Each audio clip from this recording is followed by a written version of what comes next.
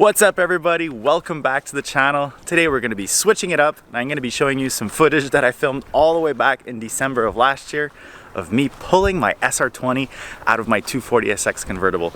So for anybody who's new to the channel, probably don't know I have this car, let's skip to the footage right now. What's on the agenda for today? Now for all the people that are new to the channel, I have an S13 Convertible street car that I took my SR20 out of the S14 drift car and put into this guy. Ended up driving like a couple of weeks, tops like a month, and found out that this thing has low compression on one cylinder. So here she is. It's a 1993 240SX convertible. It is a Canadian car, actually local from Quebec. Never seen winter. Now, I've had this car for about 4 or 5 years, I'd say. I had a MK1 Cabrio. It looked really good, but when this thing popped up for sale, I had to get it. So sold the Cabrio, bought this. Came with a bone stock KA. It had a manual swap, and that's pretty much it.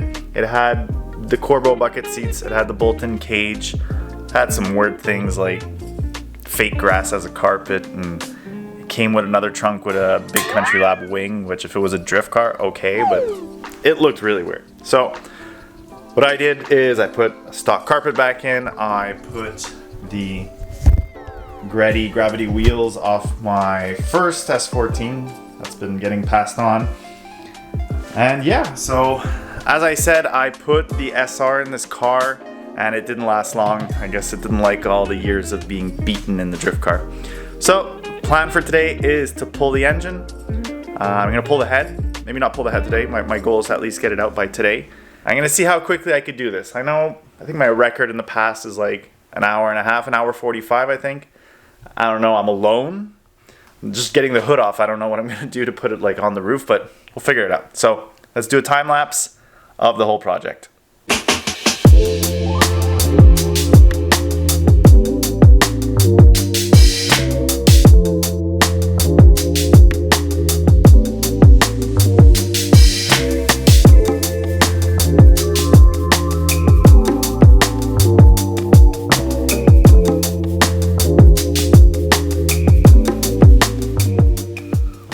We'll let that serve as a lesson to everyone.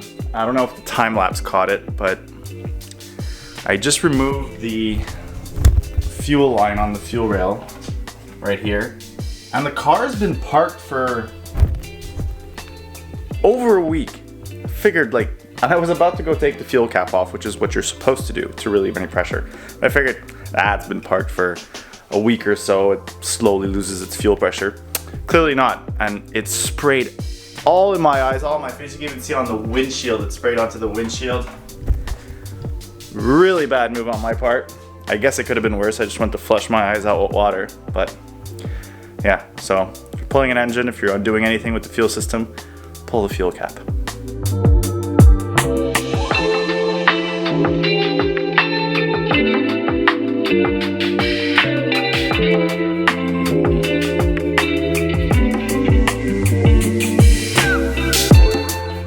Something else that's pretty important before it's time to pull the engine out. I know I've already done the mistake and I'm sure other people have done it. Don't forget to remove your shifter, because you're gonna start pulling and wondering why the heck it's not coming out. So yeah, it's just a C-clip and it pops right out. And yeah, so we're pretty much almost ready to pull it out. So mostly everything's disconnected. The heater core lines, they're loosened, so hopefully when I start pulling they'll pop off. Exhaust is undone, motor mounts are unbolted. I just have the tranny mount to unbolt, drive shaft, everything's unbolted. So here's that time where you see if you forgot anything, but I don't think I forgot anything. All right, let's try this. Well, of course, that's my luck. I just looked at the GoPro that was doing the time lapse and ran out of battery. So I don't know when I ran out of battery, but as we can see, the motor is out. I just finished pulling it. And hopefully we saw most of it. or else we're going to get nothing of me pulling it out. I took a couple of videos on my phone, but It is what it is. But yeah, so the motor's here. I'm gonna start by pulling the trans right now. And I'm not sure. I don't know where the bolts are to bolt it to the engine stand. I'll try and find them and hopefully get it on the engine stand. But yeah, and I'm starting to get really hungry, so I might take a little supper break.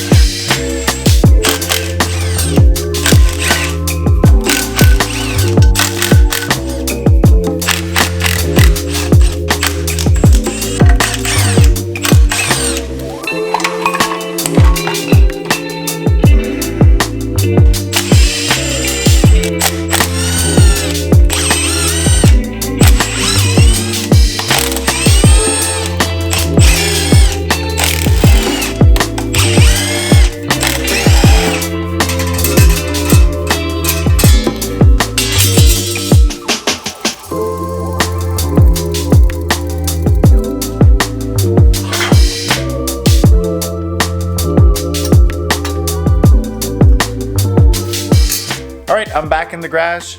Everything's cleaned up. Put the engine hoist. Hey, where am I? Put the engine hoist away. Clean up the garage. Put the hood back on. So the S13 is ready to be towed back to its storage spot for the rest of the winter while the engine gets refreshed. And we're going to put the drift car back in the garage. Now, before stripping the motor, I bought a leak down tester. And I want to do a leak down test. You know, we did a compression test last time, but now I want to do a leak down test just to see what the results are. Plus, I just want to use my leak down tester. So let's do that.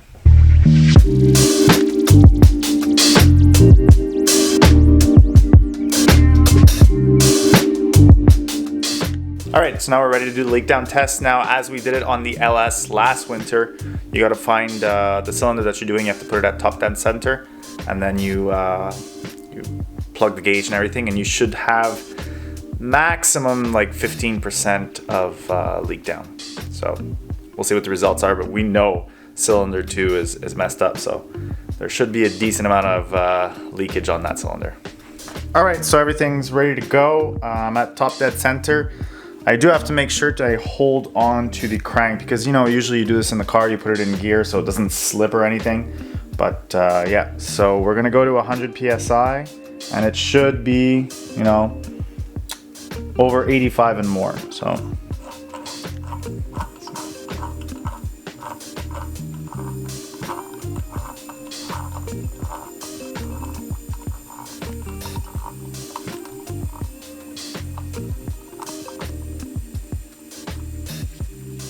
Yeah, so this cylinder has about 9%, which is perfect. Alrighty, let's see cylinder number 2.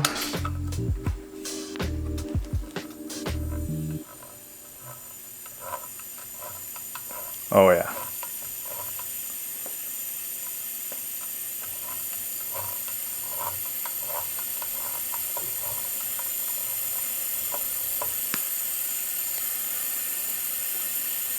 Definitely hear it.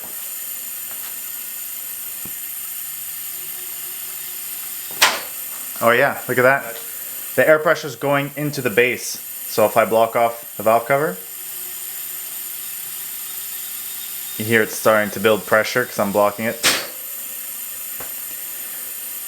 Yeah, so that sounds like, you know, either Ringland or Ring, or I guess we're going to see shortly when we take it apart. All right, let's do cylinder number 3. Oops.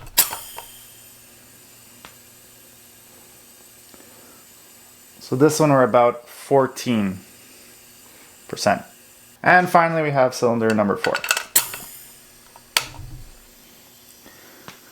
Which is like cylinder number 1 at 9 PS. Whoa. 10 PSI.